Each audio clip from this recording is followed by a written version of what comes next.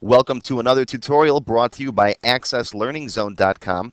In this tutorial, I'll show you how to set up a multi-field search form so you can look for records in your Access databases. This is an intermediate level tutorial. You should know how to build basic tables and forms and queries. However, this lesson will contain no programming. In today's lesson, we'll start out with a customer table with a bunch of different fields, first name, last name, city, and state. We'll build a form with multiple fields on it where we can type in whatever records we want to search by. For example, show me all the Smiths from Buffalo. And we'll also say do not use first name or state as a criteria if those fields are left blank. And then we'll make a button to show us the results in a query.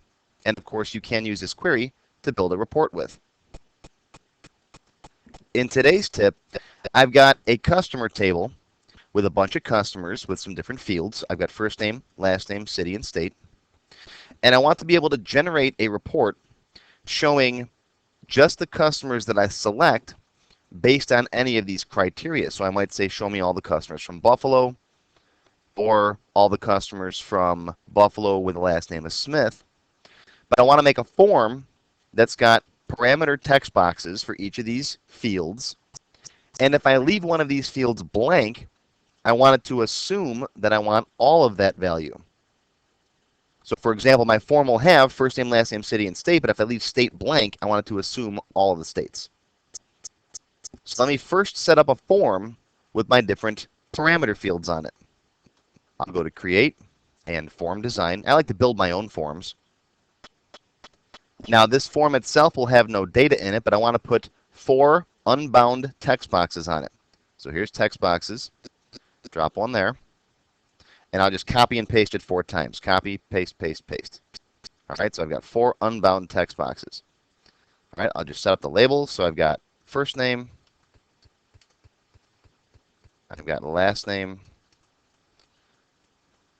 I've got city. And I've got state. All right, well, let's make these a little bit wider. And let's give each of these text boxes a good name because we're going to be referring to these values. Right now they're just text 0, text 2, text 4, and so on. Let's open up the property sheet. You can double click on it or you can right click and go to properties. The property sheet and find the name control. All right, and I'll call this first name, same as on the table. You might see some people call it TXT last name, but I don't usually use that TXT. It's a matter of personal preference. All right, city and state. All right, so there's my 4 unbound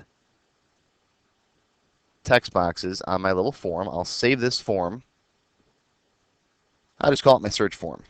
Search F for search form. So I'll be using it to search for records. Now, close your form and open it back up again, and you'll see it's just blank. It's just sitting there. And yeah, we could turn off all these record selectors and navigation buttons and all that stuff. We don't need all that. But I just want to have it open and sitting here for now. Now, this form will have to be open and working for the query that we're going to build next to work, to find its values. So let's create a query that we're going to use to read in these values and limit our list of data. All right, so create, query design. Now, I've got 2 tables in this database because I use it for a different example for another video. But we just want customer T, our customer table. And then I can click on Close. All right, there's our blank query. Now, I'm going to bring in each of these fields individually. I don't need the tech ID for now, so just bring in first name, last name, city, and state. And if I run the query, you can see there's all of my records. Now, to limit these values based on a value on a form, we use this kind of notation. Right in here, we say equals forms, the name of our form. There's search F. It pops right up in Access 2010. It's real nice in giving you that. Search F, and then exclamation point, and then what field? Well, in this case, we want first name. All right. I love this. In older versions of Access, you had to sometimes go back to your form and see, oh, what was the name of it? But in 2010, it gives you that nicely. All right. We'll just do this one field for now. All right, this says first name has to be equal to forms search F first name. All right, let's save this. I'll save this as my search queue, my search query. Okay? And if I run it right now, if I run the query, you can see I got nothing. That's because I said that first name has to be equal to whatever this value is, and right now this value is blank. Okay? So if I put a Joe in here in first name, and then run my query, look at that. I see Joe. I'm seeing all the records where first name is equal to whatever's in this box. Okay? That's the easy part so far. I also want to make it so that if this is blank, I see all the records. In other words, the user's not specifying show them all. Okay? So come in here, back into our query. All right, we'll go back to design view. And instead of saying equal, I want to use the like keyword. So get rid of the equal sign and put the like in there. Like. And then inside of quotes, put an asterisk. That's a wildcard character that says any number of characters, I don't care.